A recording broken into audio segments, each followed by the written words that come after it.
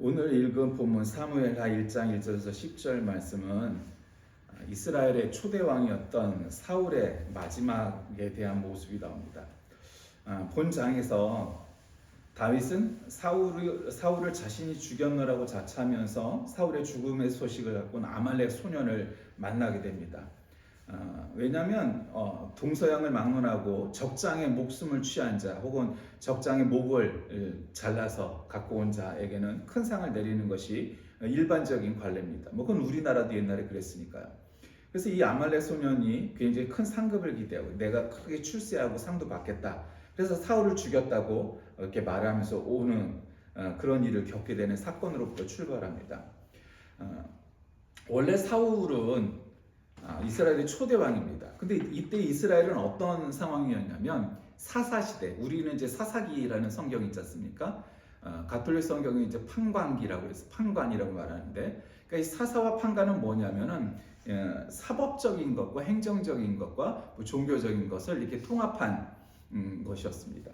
그러니까 이 당시만 해도 다른 나라에는 왕들이 있었습니다. 그러니까 이스라엘이 보기에 이 나라도 왕이 있고 저 나라도 왕이 있는데 우리는 왕이 없다. 그러면서 이제 사무엘을 찾아가서 또 하나님에게 하나님, 우리한테도 왕을 좀 주세요. 저 얼마나 폼나니까 금관도 멋있게 쓰고 뭐 이런 식으로 왕이 폼이 나잖아요. 그러니까 폼 나니까 우리도 왕을 주세요. 또 사무엘에게도 찾아가고, 왜냐하면 그 사무엘이 그 당시에 굉장히 큰 국사 같은 그런 예언자였으니까 찾아가서 우리에게도 좀 왕을 달라고 좀 해주세요. 다른 나라는 다 왕이 있는데 우리나라만 왕이 없으니까 이거 폼이 안 나잖아요. 뭐 이렇게 얘기하는 거였습니다.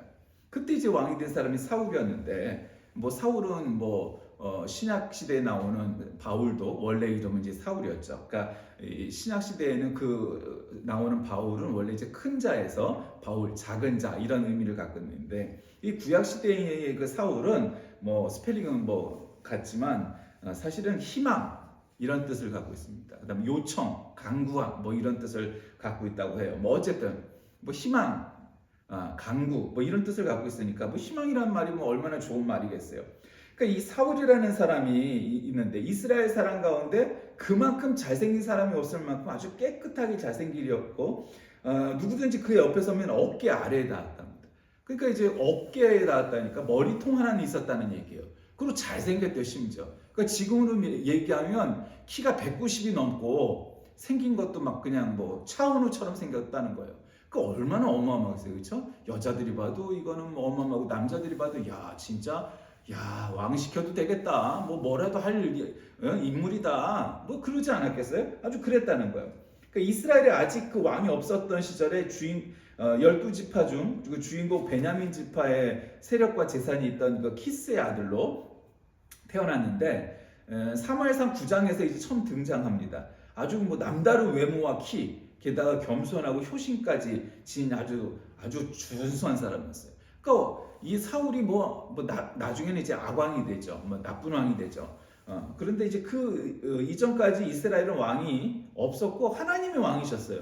그러니까 인간의 최고 지도자는 사사였습니다. 근데 이제 이스라엘 사람들이 필리스티아 왕국의 블레셋이죠. 필리스티아의 부강함을 보고 자기들도 우리도 왕을 좀 세워서 우리가 하면 더 강해질 것 같다. 이렇게 생각을 한 겁니다. 그래서 사무엘에게 가서 하나님은 왜 우리에게 왕을 허락하지 않으십니까? 막 합니다. 그래서 너희들에게 왕이 왜 필요하니? 하나님이 왕인데. 그러고 했습니다. 그때 사울이 그때 마침 잃어버린 암나귀를 찾으러 나섰다가 못 찾고서 포기하고 돌아가는 길에 같이 따라 나선 사환 심부름꾼이 예언자 사무엘에게 가면 혹 알 수 있지 않을까요? 그래서 사무엘을 찾아갑니다. 그러다가 느닷없이 기름 부음을 받고 이스라엘의 초대 왕이 될 거라는 얘기를 듣게 됩니다. 그 후에 이제 사무엘이 이스라엘 백성을 미스바로 모으고 하나님이 세운 왕을 알려주면서 제비를 뽑게 하는데 12지파 중에서는 베냐민 지파가 뽑히고, 베냐민 지파 중에서는 마드리 가족 중에서 키스의 아들 사울이 제비를 뽑게 되어서 이스라엘 왕이 됩니다. 세 차례죠? 그렇게 해갖고 제비 뽑기를 해서 하나님이 정해주셨다. 이래갖고 초대 왕이 되죠. 그러니까 사울은 외모만 준수한 게 아니라 굉장히 좋은 사람이었어요. 그래갖고 이제 왕의 통치를 시작하죠. 그 처음에는 그렇게 하고 왕의 통치를 잘 시작을 해갖고 뭐 사람들이 좋아할 만하죠. 그 똑같은 일을 해도 잘생기고 뭐 목소리도 좋고 키도 크고 하여튼 외향적으로 좋은 걸 가졌다는 건 굉장히 좋은 혜택이니까 사람들이 하는 것보다 더 잘한다고 칭찬하고 박수치고 뭐 그렇겠어요. 이제 그러다가 문제가 생기는데 어디서부터 문제가 생기면 이 당시 이제 다윗이 원래 다윗도 목동으로 있었잖아요. 그러다 이제 목동으로 있을 시절에 이미 또 하나님의 부름을 받는 거죠. 이제 사무엘의 기름 부음을 받고 이제 준비를 하는데 결국 병사가 되고 우리도 아다시피 다윗과 골리앗의 그런 블레셋의 그 골리앗과 싸워서 이기고 나서 이제 군인이 되고 나중에 장군이 되는데 사울이 왕이 돼서 이제 전성기 시절쯤 되면은 사울이 왕으로서의 전성기뿐만 아니라 다윗도 장군으로서 나가면 그냥 기세 등등 뭐 그냥 매번 승리를 하는 아주 영웅이 됩니다. 영웅. 그래서 장군으로서 아주 그냥 나갔다 하면 승리를 하는 그런 위대한 장군이 돼버려요. 그러니까 그때부터 사울이 슬슬 불안해하는 겁니다. 여러분 아까도 말씀드렸지만 사울은 외모적으로 아주 자신감을 가져도 돼. 그 정도로 성경에 이렇게 그 외모에 대해서 그것도 여자도 아니고 여자는 종종 뭐 보지만 남자의 외모가 정말 준수하고 뭐 그랬다는 건 뭐 요셉 뭐 다윗 뭐 그다음에 사울 뭐 신약 시대 때는 그의 외모가 어쩌고 이런 건 나오지도 않잖아요. 그러니까 구약 시대 때 얘기니까 이 외모가 그것도 남자가 외모가 준수하다 뭐 잘생겼다 뭐 이렇게 칭찬하는 사람이 없을 만큼 얼마나 잘생겼었겠어요. 성경에 그렇게 기록했을 만큼. 그러니까 굉장히 잘 왕으로서의 정치를 통치를 잘 하고 있다가 다윗을 보면서 이게 처음에는 안 그랬는데 처음에는 아주 사이가 괜찮았죠.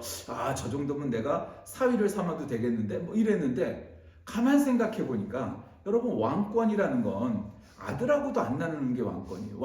아들에게 이 권한을 갖다가 넘겨줬다가 아버지가 죽는 경우도 있고 아들이 반란을 일으켜 갖고 싸워서 솔로몬과 그의 아들들, 뭐 여로보암, 뭐 이런 르호보암 이런 아들들처럼 아버지와 아들이 전쟁을 하는 경우도 생겨요. 그게 내란이죠, 쿠데타. 그러니까 자기 아들도 100% 믿을 수가 없는데 권력이란 아무리 자기가 사랑하고 사이가 좋다 한들 내 아들도 아닌 다윗이 저렇게 자꾸 승승장구하고 있고 나는 늙어가고 있고 뭐 성경에 따라 조금 보는 방식이 다르지만 보통 사울은 30살의 왕이 돼서 40년 동안 통치를 했다 뭐 이렇게 보통 그렇게 얘기해요. 그러니까 어쨌든 이 다윗이 이 젊은 애가 막 이렇게 승승장구를 하니까 이게 만만치가 않은 거야. 제 인기는 막 그냥 오면 뭐 다윗 장군 만세 막 이런 걸 하니까 사울이 슬슬 불안해지기 시작합니다. 슬슬. 왜? 자기도 괜찮은 사람이었고 좋은 왕이었는데 뭔가 이 다윗이라는 라이벌이 등장한과 동시에 자기는 왕이고 여긴 장군이니까 칭찬해줘 마땅하잖아요. 그리고 이 사람이 뭐 딴 마음을 품은 게 아니야. 그러니까 이제 막 미워하기 시작하고 막 죽음의 궁지로 전쟁도 막 죽을 수밖에 없는 대로 내몰고 그러다 결국 다윗이 거기서 견딜 수가 없어서 자기를 자꾸 죽이려고 하니까 일정한 세력을 데리고 나가서 망명생을 합니다. 그래서 다른 나라로 전전합니다. 그래서 나중에는 동굴에도 들어갔는데 그 숫자가 동굴에 들어갔으니까 뭐 어마어마한 숫자가 들어갈 수가 없잖아요. 근데 이제 이스라엘군은 얼마나 돼요? 많잖아요. 그 동굴에 들어갔을 때 다윗이 들어간 다음에 거미줄을 쳐서 뭐 찾았다 이런 내용도 있죠. 그렇게 알려져 있죠. 그러니까 그만큼 아주 죽을 똥살똥했던 게 다윗이었어요. 그러고 나서는 여러분도 아다시피 다윗이 나중에 왕이 되는데 그 마지막 부분에 해당되는 것이 오늘 이제 본문에 있는 사무엘하 1장부터 시작합니다. 그러니까 사실 사무엘하는 사울에 대한 기록이 생애가 끝나고서 시작하는 그런 역사예요. 왜냐하면 사무엘이니까 사무엘의 후반부니까. 그러니까 어쨌든 사울이 죽은 후에 아말렉 사람을 쳐 죽이고 돌아와 다윗이 시글락에서 이틀을 머물렀는데 아말렉 청년 하나가 와서 내가 사울을 죽였다 이렇게 얘기합니다. 근데 이거 거짓말이에요. 사울의 일가의 죽음을 알게 된 다윗이 아말렉을 진멸하고 시글락으로 돌아온 이 다윗이 이틀 후에 자신이 죽였다고 자처하는 거짓말쟁이 아말렉 소년의 죽음을 듣게 됩니다. 근데 사실은 그렇지 않았단 말이에요. 그러니까 이 사무엘하는 다윗을 중심으로 전개되는 거예요. 주인공이 다윗이에요. 그러니까 사울 왕의 죽음에 대한 보고와 다윗의 태도에 대해서 나옵니다. 여러분도 아다시피 사울의 아들이었던 요나단은 다윗과 아주 절친 중에 절친이에요. 그냥 연애한다, 동성 연애한다 싶을 정도로 사람들이 오해할 정도로 그렇게 저해요. 그리고 예전에 뭐 다윗과 요나단 뭐 이런 가수도 있지 않았습니까? 굉장히 그 요나단하고 사이가 좋았어요. 그러니까 자기 절친인 요나단과 비록 자신을 죽이려고 지금 막 돌아다녔던 왕이었지만 이 사울에 대한 그런 애정이 있었단 말이에요. 그런데 이제 아말렉, 원래는 이 사울이 전쟁 중에 화살에 맞아서 죽는 건데 아말렉 청년이 와갖고 자기가 죽였다고 막 자랑을 하는 겁니다. 그러니까 이 블레셋 지배하였던 시글락을 중심으로 활동하였는데, 그러니까 망명 정부죠 이를테면. 사울왕을 피해서 아기스에서 망명했는데 아기스가 바로 다윗에게 허락한 영지 혹은 성읍이었습니다. 그러니까 잠시 비운 사이에 아말렉 족속이 시글락에 치면서 성읍을 불사르고 여인들을 전부 잡아가는데 이를 안 다윗 일행이 즉시 추격해서 도로 찾아오고 여인들도 데리고 옵니다. 그리고 나서 이 시글락으로 돌아온 지 3일째 되는 날 바로 이 소식을 듣게 됩니다. 아말렉 소년의 이 비보를 통해서 들은 이 비보는 다윗이 참으로 믿을 수가 없었습니다. 그래서 다윗이 아말렉 소년에게 물으니 길보아 전투를 선명하면서 중상을 입은 사울이 나를 차라리 죽여달라 그렇게 해갖고 자기가 죽였다 그렇게 얘기합니다. 그런데 사실은 사울왕은 활에 맞아서 중상을 입었고 이제 마지막이다, 끝이다 해서 자기 칼로 스스로 자살하는 것이 사무엘상 31장에 나옵니다. 아말렉 소년이 이와 같이 허위를 보고한 것은 다윗으로부터 큰 상급을 받을 것으로 기대했기 때문이라고 볼 수 있습니다. 근데 이 아말렉 소년의 말을 한번 분석해 보면 그의 말이 거짓임을 알 수가 있습니다. 사울이 죽은 장소가 원래 길보아산입니다. 길보아산인데 병거와 기병이 사울을 따른다고 한 겁니다. 왜냐하면 병거는 평지에서나 사용 가능한 군사 도구이죠. 그 산에서는 사용이 할 수가 없는 겁니다. 그래서 이스라엘군은 블레셋군을 피해서 길바산으로 쫓아오지 못하도록 도망쳤는데 병거를 타고서 이동하였기 때문이라고 알려져 있습니다. 앞뒤가 안 맞는 거예요 이게. 그래서 사울과 요나단이 죽고 나서 이 동족 이스라엘이 블레셋에게 패한 것을 확인한 다윗은 그의 옷을 찢으면서 비통해합니다. 다윗은 옷 잘 찢죠. 옷 찢고 회칠하고 막 그냥 길거리를 돌아다니면서 울고 불고 막 그냥 노래하고 기도하고 그냥 남들이 보면 미친놈인 거예요. 그러니까 다윗이 그런 걸 잘했단 말이에요. 굉장히 솔직했어요. MBTI로 보면 아마 F였던 것 같아요. 그러니까 다윗이 얼마나 이 자기의 절친이었던 요나단과 사울왕을 사랑했는지를 알 수 있습니다. 자기를 박해했는데 라이벌로 여기고 막 잡아 죽이려고 그냥 몇 년을 돌아다녔는데 사울을 죽일 수 있는 기회가 있었음에도 죽이지 않고 살짝 옷자락을 잘라갖고 내가 당신 옆에 왔지만 나는 죽이지 않습니다. 그러니까 나는 적대적인 위험한 사람이 아닙니다. 하려고 했는데도 그것도 안 믿었단 말이에요. 뭘 해도 안 믿어요. 이게 그냥 눈이 어두워지고 귀가 어두워지면 사실을 봐도 진실을 봐도 안 믿게 되는 거죠. 그렇게 되고 결국 아말렉 소년의 이 보고가 거짓인 것을 이제 나중에 알게 되죠. 그래서 다윗은 아말렉 소년에게 하나님께서 기름 부어 세우신 자를 살해한 죄를 책망한 후에 이 소년을 죽이려고 합니다. 아말렉 소년의 죽음이 그가 저질 범죄의 대가를 분명히 밝힙니다. 여러분, 비록 사울왕은 자신을 죽이려고 했던 사람이고 라이벌 관계였지만 하나님이 기름 부어 세운 종을 죽일 수가 없다. 그러니 너는 잘못한 거다. 이렇게 되는 겁니다. 그러니까 참 얼마나 이 내용이 허무맹랑하고 거짓말이었는지 드러나게 됩니다.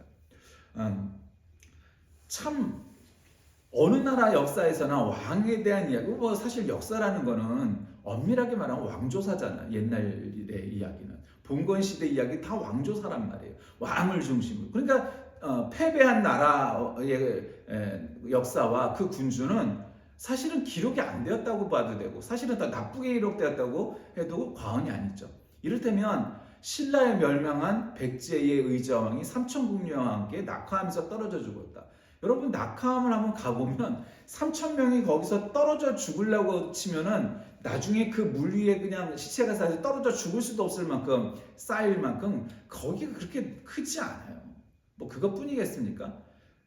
역사에서 전쟁에서 패한 패주는 역사에 좋게 기록될 수가 없어요. 그건 뭐 어쩔 수가 없는 거죠. 그러니까 지금 이 구약 시대 때도 마찬가지고 어느 나라 역사책에나 여러 가지 왕이 나오죠.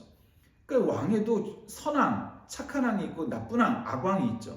그러니까 뭐 좋은 왕은 뭐겠어요? 뭐 성군, 형군 뭐 이렇게 말하는 사람 있죠.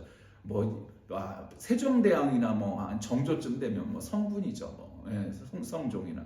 그러나 이제 뭐 형군이라고 말하기도 악왕에는 어때 연산군이나 뭐 광해군이나 뭐 군자가 안 붙어도 하여튼 대표적으로 조선시대 때 그런 왕들은 악왕이죠. 거기에 홍군, 폭군 뭐 이렇게 이름이 붙죠. 오죽하면 왕 이름도 종조로 안 끝나고 군을 붙였겠어요. 그는 한마디로 한 단계 내렸다는 거예요. 역사가 그렇게 평가를 했다는 거잖아요.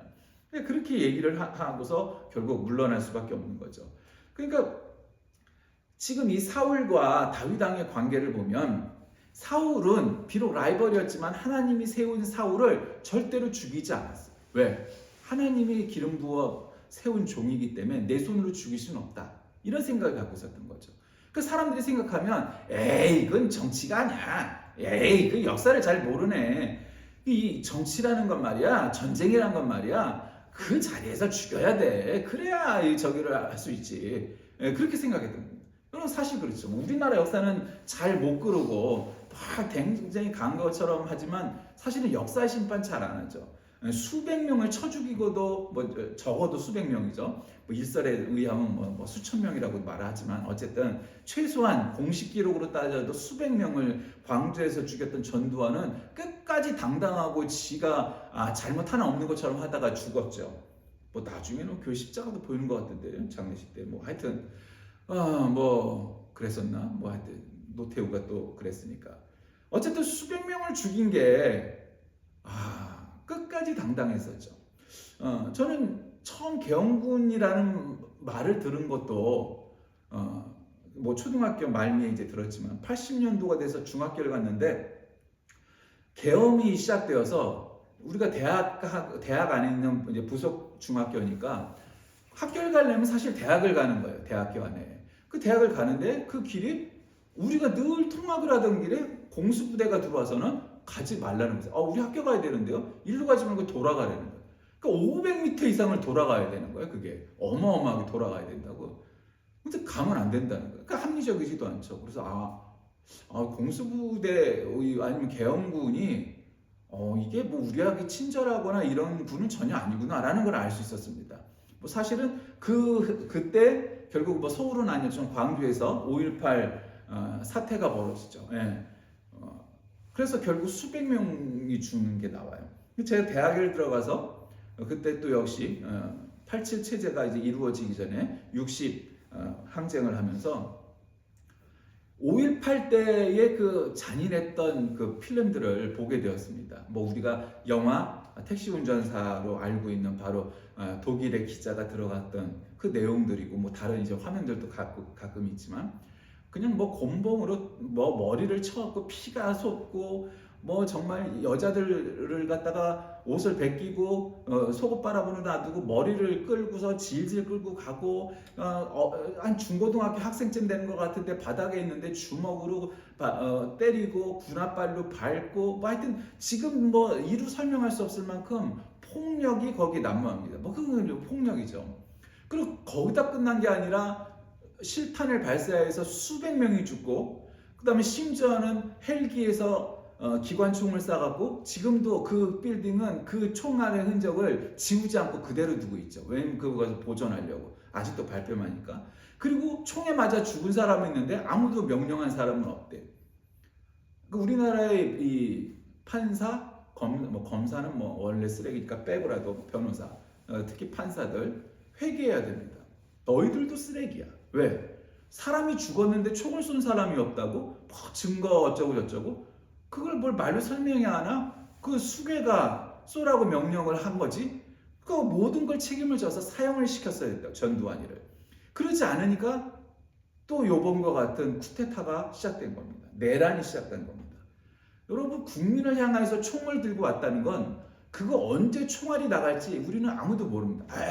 총알이 뭐 어디에 있었고 그따위 거는 믿을 바가 못 됩니다. 계엄이 없다고 말을 해놓고 결국 계엄을 저지르는 그런 아주 뭐 나쁜 놈들이죠. 거짓말하고 국민을 상대해서. 그리고 또 계엄이 벌어질지 모르는 사태에 우리는 직면했습니다.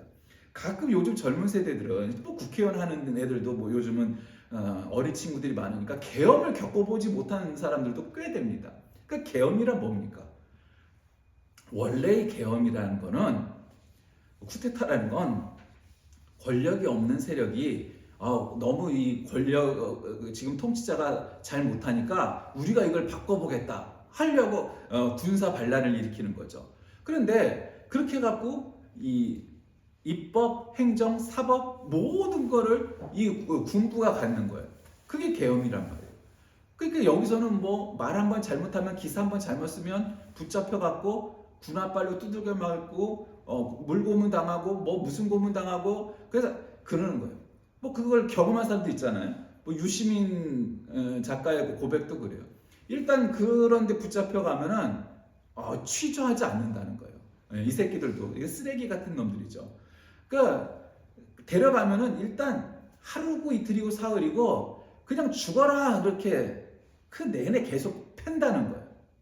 뭐 이유도 없고 뭣도 없어. 묻지도 않아. 묻지 않고 그냥 패. 그러니까 이제 뭐 어떤 사람은 사흘 아빠면 사람마다 다르겠지만 그냥 주구장창 맞는 거예요. 얘의 위험도에 따라서.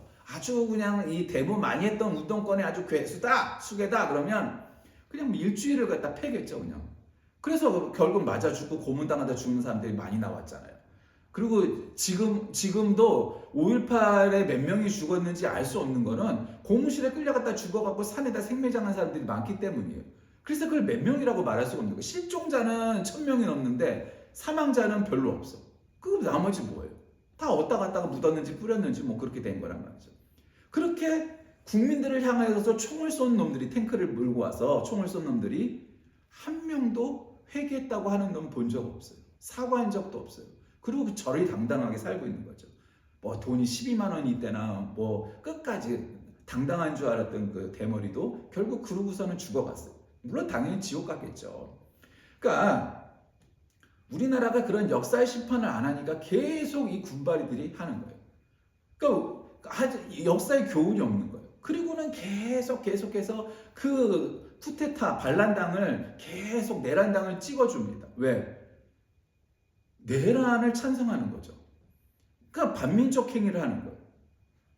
나는 그래도 저 새끼들이 이제 한 40년 50년 돼가니까 이제는 저러지 않겠지. 근데 한편으로는 내 마음속에 아니야, 쟤네들은 언젠가는 또 총을 들고 나와서 국민을 향하여 총질을 할 수 있는 애들이야 라는 걸 알고 있었습니다. 그래서 파란 당보다는 빨간 당을 덜 찍었습니다. 빨간 당은 한 3분의 1, 파란 당은 한 3분의 2 찍었다고 예전에 얘기했잖아요. 내가 일부러 다 조사를 해봤어요. 그렇게 했었어요. 다시는 빨간 땅 안 찍습니다. 빨간 땅을 찍는 새끼들은 다 그렇게 얘기해 줄 겁니다. 너나 네 가족들이 전부 붙잡혀가서 고문당하고 총 맞아봐라. 네가 그럴 수가 있나. 너희들은 살인범, 내란 동범이다. 응? 내란 종범이고 반역죄고 그렇다. 얘기할 겁니다. 국민을 향하여 총을 쏘는 놈들을 하고 대화가 되겠습니까? 그냥 다 잡아야 됩니다. 그리고 숙에서부터 장군급 되는 놈, 특히 김용현이 같은 국방장관 이런 애들은 전부 다 총살을 해야 됩니다. 그래야 다시는 이런 일이 벌어지지 않는 겁니다. 여러분 정말 중요합니다. 나치 독일이 짓밟혔던 프랑스가 그 이후에 이런 매국노들이 안 나오는 거는 정말 나치 독일에 부역했던 모든 사람들을 다 총살시켰습니다. 그리고 또 옆에 있던 신복들도 그렇게 얘기합니다. 아니 장군, 그렇게까지 이런 사람들까지 총살을 시키는 건 너무 과합니다. 그랬을 때 과한 건 나도 한다. 그러나 과하다 싶을 만큼 적국에게 매국한 이 매국노들을, 부역자들은 전부 총살을 시켜 다시는 역사의 교훈에서 이런 자들이 안 나온다 하면서 했던 게 바로 드골이었습니다. 여러분 그것이 진정 우리나라에서 맨날 말로 하는 그런 매국 우파가 아니라 진정한 우파, 보수 우파인 겁니다. 맨날 지금도 쿠데타 잘했다, 천재네, 쿠데타 잘했다, 민족의 영웅이네, 윤석열 빨아주는 놈도 있습니다. 그 새끼들 왜 그러겠어요? 정광훈이나 이런 놈들이 다 거기서 돈 받아 처먹고 그 유튜브만 보고 있는 윤석열이니까 부정선거래, 부정선거. 지가 부정인데 무슨 부정선거야. 여러분 정말 정확하게 얘기해서 파란 당은 돈 안 받아먹고 뭐 그러니까 다 해요. 빨간 당보다 덜 받아먹을 뿐이지 파란 당은 뭐 빨간 당이 100원 받아먹을 때 여기 70원 80원 받아먹어요. 그러나 정책도 별 차이 없어. 무슨 다 보수당이지 뭐 진보당이 어딨어 우리나라에. 그러나 문제는 뭐냐, 한쪽은 절대로 국민한테 총을 쏴본 적이 없습니다. 근데 한쪽 당은, 빨간 당은 국민에게 총질을 몇 번이나 했단 말이에요. 자유당 때, 공화당 때, 민정당 때, 그리고 요번 국민의힘, 무슨 국민의 적이죠. 국민의 적입니다. 그러니까 여러분 잘 기억해야 돼요. 그리고 TK를 중심으로 한 경상도도 이제 회개해야 돼요. 다시는 이런 짓 하면 안 돼요. 국민의 적이 해체돼야 되는 거죠. 이거는 옛날에 그 진보당 해체시킨 것처럼, 아니 쿠데타를 한 정당을 그대로 놔면 나치가 지금 독일에 있습니까? 없잖아요. 그러면 이런 거는 다시는 있으면 안 되는 불행인 거죠. 그러니까 여러분 이걸 정확히 역사를 인식해야 돼요. 국민에게 총질을 한 놈들은 어떻게 믿습니까? 또 총질할 텐데. 이제는 증명이 됐죠. 아, 요놈들은 언제든지 또 총을 들고 국민을 향해서 사살을 할 수가 있구나. 아, 탱크를 몰고 나와서 국민들을 향하여서 총칼을 휘둘러서 사람들을 죽일 수 있구나. 뭐 보문쯤은 뭐 정치인들도 그런다고 한다는데 일반 우리와 같은 평범한 시민들은 말할 게 있겠어요? 아, 이거 죽이는 거 하나 일도 아니죠. 전두환을 가슴에 품고 사진을 걸어둔다고요? 그 새끼 사형시켜야 됩니다. 왜요? 아니, 이토 히로부미나 이완용을 자신의 꿈이라고 생각하고 놓으면 그 반민족 행위, 반역자인 거예요. 매국노인 거예요. 아니, 애국자를 가슴에 품고 살아도 모자랄 판에 그럴 수 있다고요? 말도 안 되는 얘기죠. 그러니까 여러분, 참 어리석고 무식하고 그런 백성들이죠. 이 나라 백성들이. 이런 걸 역사를 단죄를 아니까 그런 놈들이 자꾸 나오는 거예요.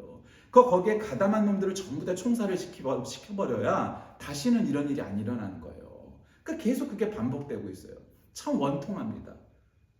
또 사람을 향하여 계엄을 내리고 총을 들고 나오고 언제 또 총알이 또 쏟아질지 모르죠. 그러니까 지금 어저께 부결됐잖아요. 아, 이제 국회의원들이 언제 붙잡혀갈지 알 수 없다.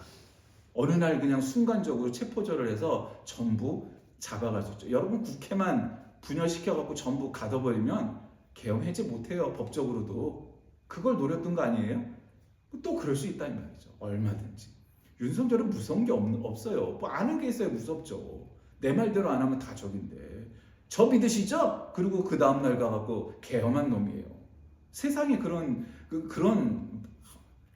정말 말할 수가 없어요. 무식하게. 거기다 또 무당에 빠져갖고 또 그 지랄 하고 있죠. 왕자 써놓고 왕이 된다고 그러고 용산에다가 털을 잡아서 용이 여의주를 품어야 되니까 용산에 가야 된대요. 그러니까 큰 그림 그리죠. 아직 언론에서 못 봤는데 국방부에다가 차린 이유가 있었어. 대통령실을. 국방부하고 원래 거기가 국방부 자리잖아요. 국방부 합참의장 뭐 이런 군시설이 있었잖아요. 그게 벙커하고 지하로 연결이 돼 있단 말이에요. 언제든지 쿠데타를 해도 이상하지 않을 건물이었단 말이에요. 그게 그런 거예요. 그래서 결국 이런 일을 우리가 당하게 됩니다. 그런데 여러분, 역사가 우리에게 가르쳐 주는 게 뭡니까? 그리고 성경이 우리에게 말씀하는 게 뭡니까? 오늘 성서주일인데 성경에는 선왕도 나오고 악왕도 다 나와요. 그 성경의 기록과 역사의 기록은 뭐 역사보다는 성경이 더 정확한 면인데, 그건 뭐냐면 역사에는 악왕이라 기록된 사람들이 있지만 그렇게까지 아닌데도 악왕이 있고 뭐 그런 게 굉장히 편차가 크지만 성경은 사람 입장에서 쓴 글이 아니니까 그냥 선왕은 선왕대로 악왕은 악왕대로 다 기록이 돼 있어요. 오늘 본문에 나온 사울왕은 원래 시작할 때는 정말로 좋은 왕이 될 그런 자질을 갖고 있었어요. 근데 왜 악왕으로 결국 끝나게 되죠? 팩트 체크를 제대로 하지 않고 자신에게 배반도 안 하는 다윗에게 복수심을 갖고 결국 나중에 제사를 드리는데도 지가 제사를 지내. 지가 무슨 제사장이야, 예언자야. 그런 일까지 벌인다고요. 지가. 그러니까 그 여러 가지 문제가 복합적인 거예요. 왜? 눈이 어두워지고 귀가 어두워져서 그래요. 사람이 그렇게 눈과 귀가 어두워지면 결국 보이지 않는 겁니다. 사람을 죽여도 아유 잘 죽였네. 지금도 그러잖아. 5.18에 북한군이 와서 사람을 죽인 거라고. 그렇게 떠드는 놈들이 있어요. 얼마나 나쁜 놈들이니까. 지옥에 가도 부족할 놈들이죠. 그 수백 수천 명이 죽었는데 북한군이 와서 죽였대. 그런 바보들이 있어요. 그걸 믿는 빈다리들이 있어요.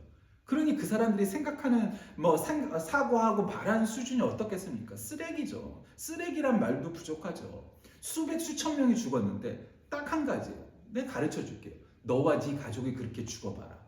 그러면은 네가 그렇게 말이 나오겠니? 그걸 모르는 거예요.